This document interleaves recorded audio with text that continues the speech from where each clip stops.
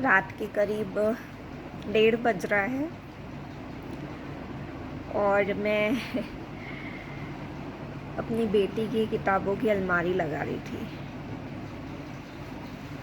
हाँ, मतलब कुछ एक हफ़्ता हो गया मुझे नींद नहीं आ रही है। आजकल रात को मैं जगी रहती हूँ, शायद गर्मी की वजह से, शायद ऐसा कुछ है। अब इस समय मैं वीडियो क्यों बना रही हूँ? लगा रही थी उसकी अलमारी, किताबें खोल के देख रही थी। एक कॉपी खोल के देखी, कुछ ऐसा दिख गया मुझे, एकदम मुझे अपने दिल में एक दर्द दिखाई दिया कि महसूस हुआ कि मैं अब अपनी बेटी को ज़्यादा ध्यान नहीं दे पा रही हूँ। मुझे पता ही नहीं चला कि कब उसने ऐसा कुछ लिख दिया। हालांकि उसके किताबों में इस टॉपिक पे कविता थी और मैम ने बोला होगा कि इसको आपको लर्न करके लिखना है। पहले तो मैंने देखा, मैंने कहा ये कब लिखा उसने, मे बी उसके भाई ने लिखा होगा, जो मेरा भाई का बेटा है। फिर उसका नाम देखा तो मुझे लगा नहीं, ये तो उसी ने लिखा है।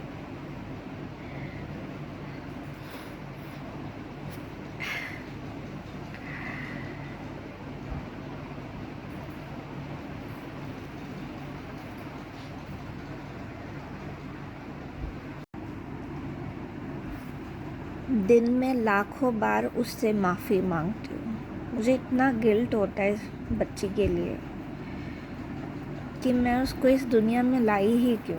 मैंने कभी सोचा ही नहीं था, जैसा सोचा था उसके लिए सुंदर सी लाइफ मैं उसको दे ही नहीं पाई। मुझे पता ही नहीं था कि उससे उसका घर ही छिन जाएगा। मैं लाखों बार उससे माफ़ी मांगती हूँ। उस कविता का देखिए, जो कविता जिस बारे में है वो है घर, और शब्द भी ऐसे हैं, इस तरीके से इस कविता की रचना की गई है कि दिल को मतलब बस छू ही लेती है। और मैं आपको क्या ही बताऊं कि सिलेबस में, इंग्लिश में, हिंदी में, कुछ कहानियों में ऐसी चीज़ें होती हैं, या तो मदर से रिलेटेड या फादर से रिलेटेड, ग्रैंड पेरेंट्स से रिलेटेड। वहाँ पर बड़ा अफसोस होता है जिन बच्चों के कोई या तो माँ नहीं होती, या पिता नहीं होते, या फिर ग्रैंड पेरेंट्स नहीं होते। उन बच्चों के लिए बहुत मुश्किल है ये सारी चीज़ें फेस करना।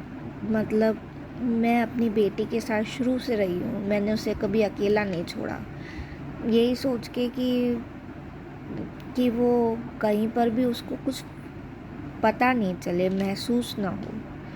स्कूल जाते हैं तो वहाँ तो मैं उनके साथ नहीं रह सकती हूँ क्लास में। उस समय उस पर बहुत सारी चीज़ें ऐसे फेस करती होगी। मुझे ऐसा लगता है कि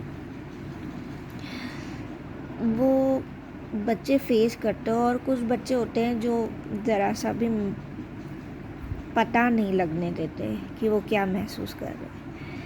मैं ये पढ़ रही थी और एकदम से मुझे ना एक वाक़या याद आ गया कि एक दिन वो स्कूल से घर आती है, आते से ही मतलब ड्रेस भी चेंज नहीं की, कुछ भी नहीं किया, आते से ही मुझे बोलती है उसकी क्लास में कोई लड़का होगा और कोई चीज़ थी, मतलब कोई चीज़ थी जो कुछ और दिलाना था और शायद कुछ और दिला दिया था, ऐसा कुछ था। तो बोले कि अपने पापा को बोलना कि वो वाला लेके आए। तो बोलती है कि मम्मा मैंने उसको इतना बोला कि मेरे पापा नहीं है, मेरे नानू लेके आते, मेरे नानू लाए हैं। फिर भी वो बार बार बोल रहे हैं पापा को बोलना। अरे मैंने कह दिया ना एक बार, पापा नहीं है तो नहीं है, बार बार बस वही बात कर रहा है। मतलब वो इतनी मैच्योरिटी से जवाब दे रही है, इतनी छोटी सी बच्ची, मतलब मैं क्या बताऊँ आपको। मैं एकदम से चुप हो गई, और माइंड डाइवर्ट करना पड़ता है, खुद का भी और उसका भी। मतलब मैं आपको अपनी फीलिंग्स नहीं बता सकती कि मुझे कितना अपने आप को रोकना पड़ता होगा कि मतलब ये सारी चीज़ें वो ना फेस करे। मुझे जैसे ही वो बोल रही थी ना कि मैंने उसको इतना बोला कि मेरे पापा नहीं हैं, मुझे ऐसा लगता है कि वो अपने आप को रोक रही थी, कि इस तरीके से बता रही थी कि मम्मा मुझे बोलेगी कि तुझे ये बोलना चाहिए था, तूने ये क्यों नहीं बोला। तो इस तरीके से मैच्योरिटी से मुझे आंसर दे रही थी। मुझे पूरा समझ आ रहा था उसकी तकलीफ़, उसका दर्द। तो ये कविता का जो शीर्षक है वो है घर। इसकी आप एक एक लाइन देखेंगे तो पापा क्यों अच्छा लगता है अपना प्यारा प्यारा घर, कि बच्चा अपने पिता से बोल रहा है।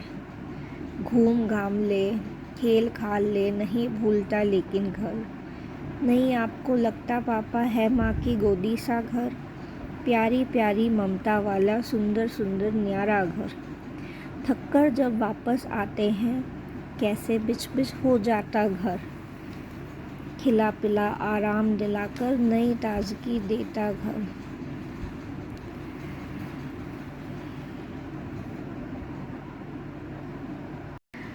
अब मुझे समझ आता है कि नहीं होनी चाहिए सिलेबस में इस टाइप की चीज़ें।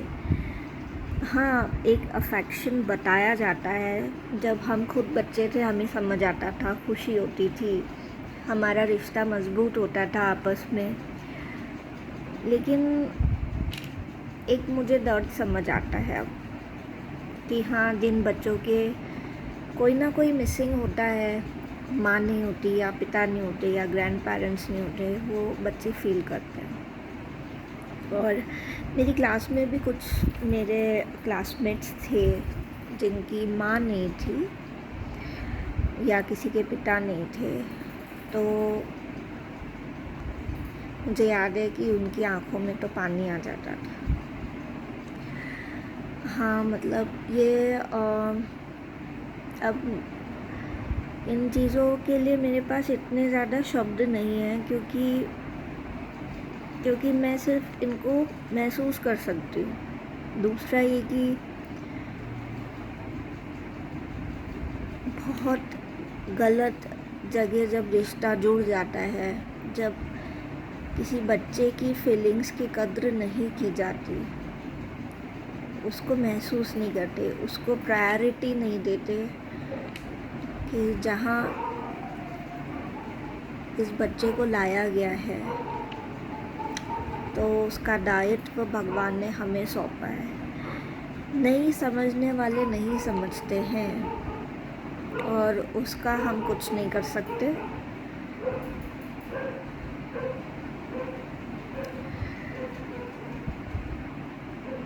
उस सिचुएशन में जो भी बच्चे के पास में है, उसको खुद को इतना मजबूत होना पड़ता है, खुद इतना काबिल होना पड़ता है कि वो उस बच्चे को, अगर उसके साथ में कोई और सिबलिंग नहीं है या कोई नहीं है उसका कोई, तो उसको खुद के पैरों पे उसको खड़ा करना होता है। उसके लिए जो उसकी परवरिश कर रहा है उसको खुद को मजबूत होना बहुत ज़्यादा ज़रूरी हो जाता है। मैं उन सभी सिंगल पेरेंट्स की रिस्पेक्ट करती हूँ, जो फादर है, जो अपने बच्चों को पाल रहे हैं, जो अकेली मदर्स हैं, जो अकेले ग्रैंड पेरेंट्स हैं। मुझे यकीन है कि वो लोग समझते होंगे कि उन बच्चों का एक अलग ही रिएक्शन होता है, उन बच्चों को अलग से ही हमको देखना होता है। तो बहुत पेनफुल है, मतलब I can not express it, I really can not express it.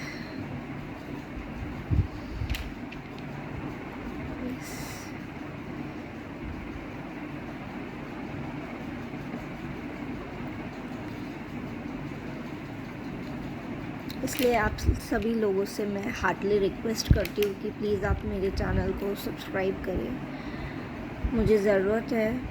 अभी तक मैंने अपनी इस नीड को रिवील नहीं किया था कि why I am here on this platform, but situations के अकॉर्डिंग ये मेरे लिए ज़रूरी हो गया है। सो बहुत ही कम सब्सक्राइबर्स हैं मेरे, बहुत कम मैंने वीडियोस डाले हैं, व्यूज़ बहुत कम आते हैं और मोनेटाइज होने में पता नहीं कितना वक्त लगेगा। इसीलिए आप सभी से मेरी हार्टली रिक्वेस्ट है कि प्लीज़ ज़्यादा से ज़्यादा मेरे चैनल को सब्सक्राइब करें।